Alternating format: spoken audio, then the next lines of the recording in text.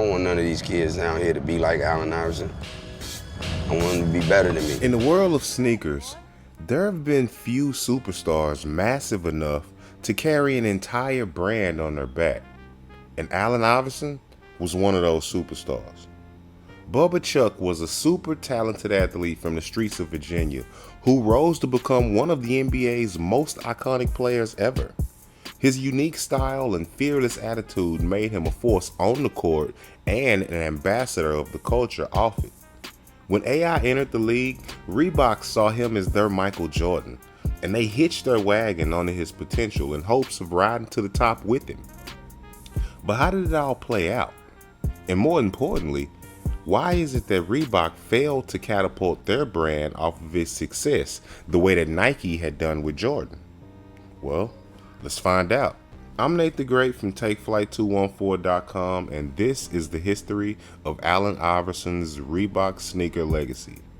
But before we get started, please, as always, take a second to smash the like button for me. And with that being said, let's get right to the story. The story begins nearly 20 years ago when two up-and-coming Reebok employees came to their bosses with a wild idea. They had just found their next superstar and a young kid at Georgetown. The office suits, though, were initially skeptical about investing much of anything into such a young player, and not to mention, Iverson had been involved in a highly publicized legal incident his senior year in high school. But Todd Krinsky and Kay Gaskins were sold on the idea. But now, all they had to do was sell it to the higher-ups. They pushed it as often as they could, and when Iverson broke his university scoring record and won Defensive Player of the Year, the upstairs guys at Reebok finally decided, let's give it a gamble. And they designed a one-of-a-kind performance shoe made specifically for AI. By the time Iverson announced his decision to leave college for the NBA in 1996, he would be drafted in the first round by the Philadelphia 76ers. And Reebok was ready to present him with not just the concept of a shoe and talks of a sneaker deal, but a commitment of making Iverson the brand's #1 star athlete. And if you saw our video that we did on the Reebok pump, you'll remember that Reebok's desperate desire to land a superstar who could help them compete. And after losing Shaq, they were asking themselves the question of whether they could ever land such a star again. And who knows if they knew at the time, but they had just found the answer. But in a draft class brimming with talent, like Kobe Bryant and Ray Allen, just to name a few, Iverson stood out in the pack during his inaugural NBA season by snagging the coveted Rookie of the Year title.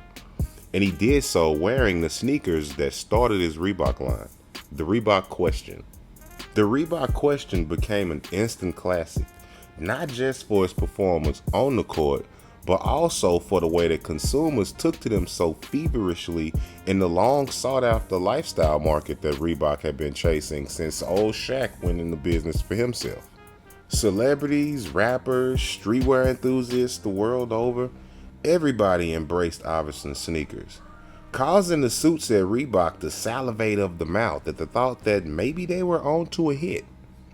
During AI's second season, although his numbers were slightly down, everyone was still high on him as an emerging talent. His second signature design came in the way of the Reebok Answer 1, which was the first to don the now iconic I3 logo. This also coincidentally would be the introduction of AI's new nickname, as his production on the court made it seem pretty fitting.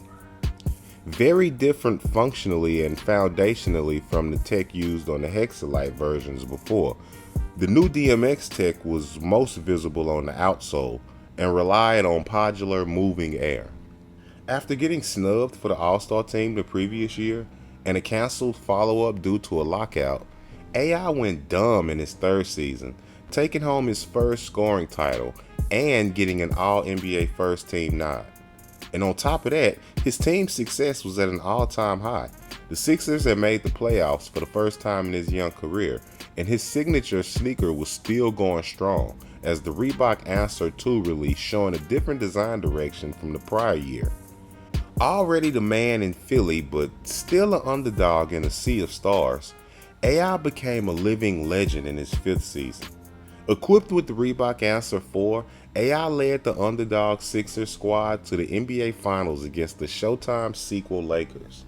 And although they would end up dropping the series, they managed to hand the Lakers, led by prime Shaq and Kobe, their first loss in the postseason in Game 1, ultimately gaining AI the respect of the world and officially heralding his arrival into superstar.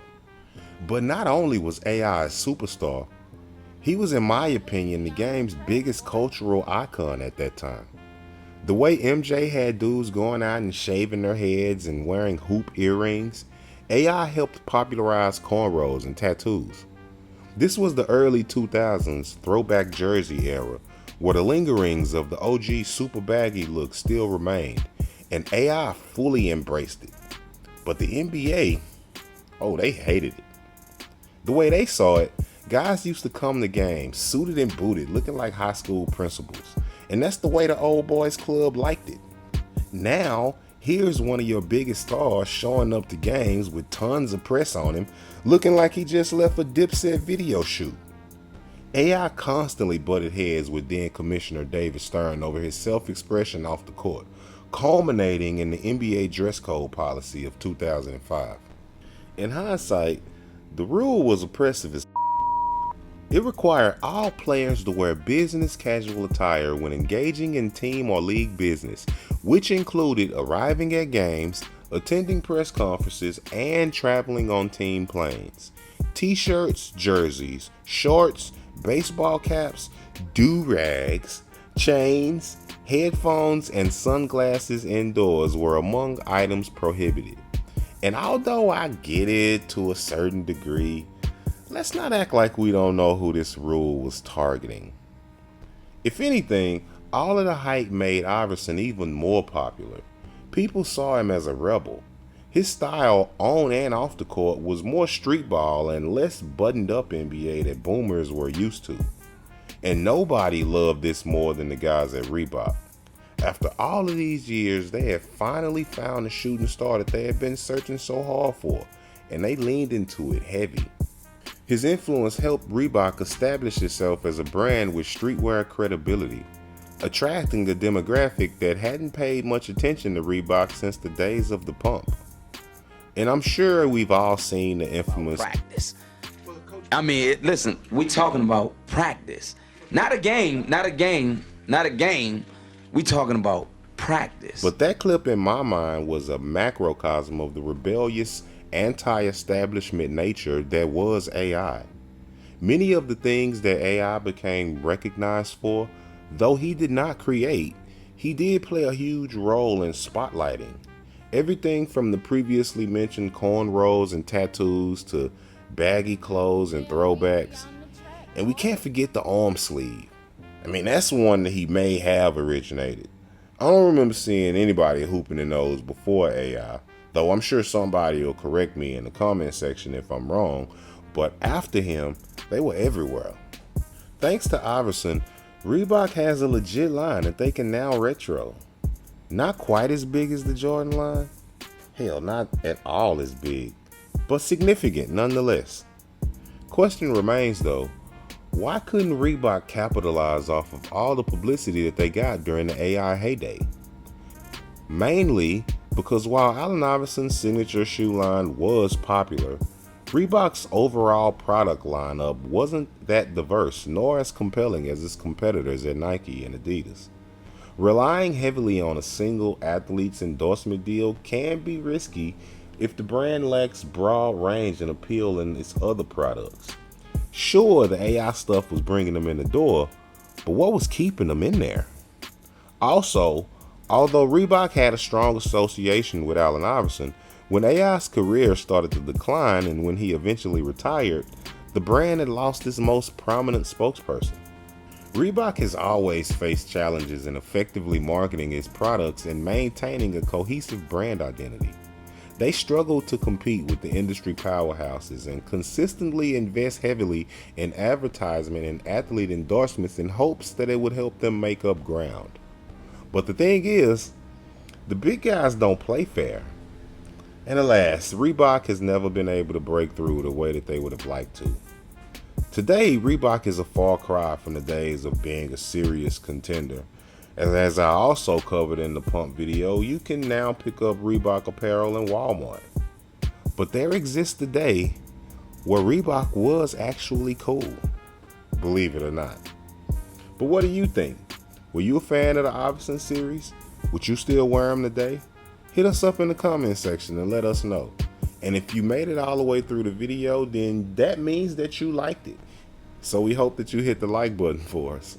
And if you want to be updated whenever we drop a new episode, then don't forget to hit the subscribe button and then the notification bell so that you'll be dinged when a new video drops.